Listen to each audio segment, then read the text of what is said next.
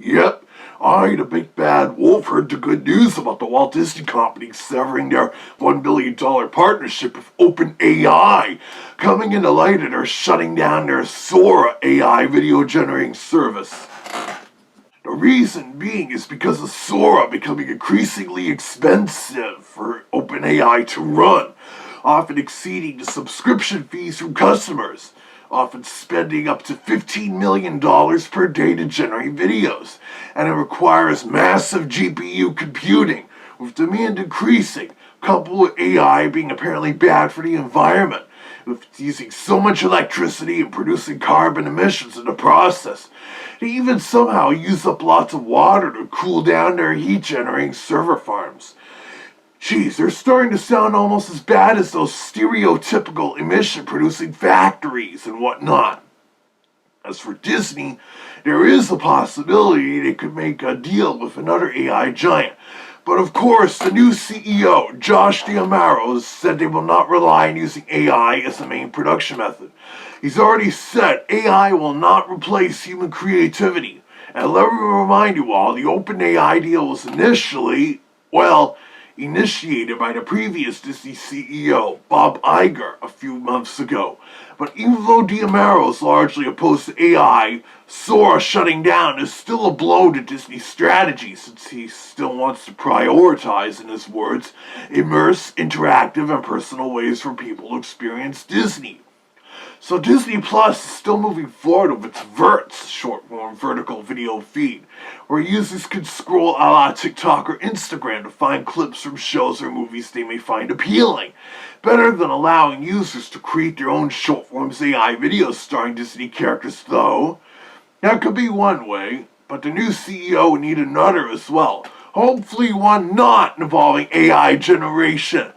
But with Sora out of the picture, Google Flow's VO is still around, but that does have its limitations when it comes to copyrighted characters, and it still pretty much sucks when it comes to making AI videos and animations, as Zach Wolf hilariously demonstrated doing so at those 60s Looney Tunes moments.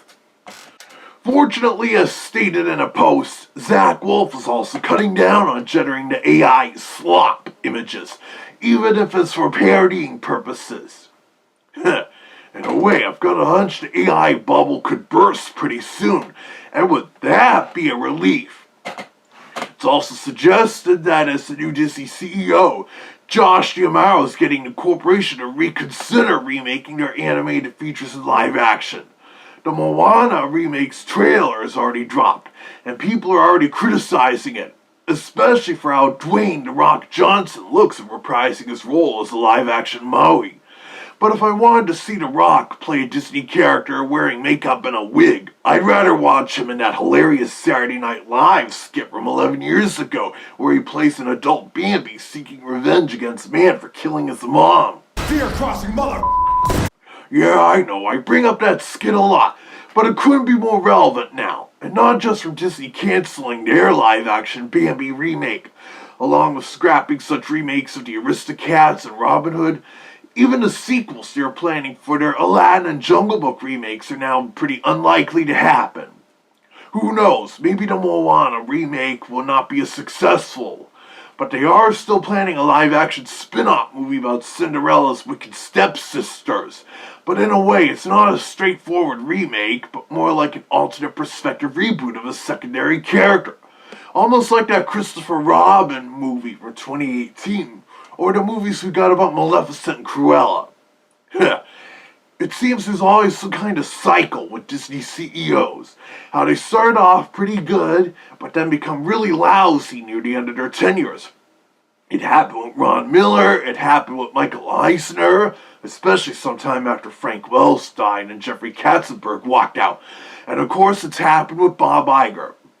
I mean, when Eisner first took over in 1984 alongside Wells and Katzenberg, one of the first things he actually did was starting up the Walt Disney Classics collection and releasing the vault of animated features on home video.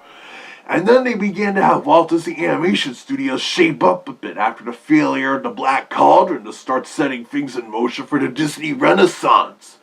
And shortly after Iger took over in 2005, he began to shape up Walt Disney Animation Studios again, thanks to his first big buyout during during his tenure as CEO, buying Pixar Animation Studios. It also led to John Lasseter becoming head of Walt Disney Animation Studios for some time. And for all his faults, it thankfully led to the studio improving their output after that whole Chicken Little mess, along with putting an end to those mindless direct-to-video sequels and midquels. So with Josh D'Amaro, we're already off to a good start in a similar sense, with Disney canceling their deal with OpenAI, even though they're shutting down Sora is the main reason for this, along with possibly scaling back on the live-action remake thing. Hopefully it'll be a good long time before the new CEO begins to decay, which I do hope doesn't happen. But I might as well sit back and see what happens, while you all see whatever happens next to this channel.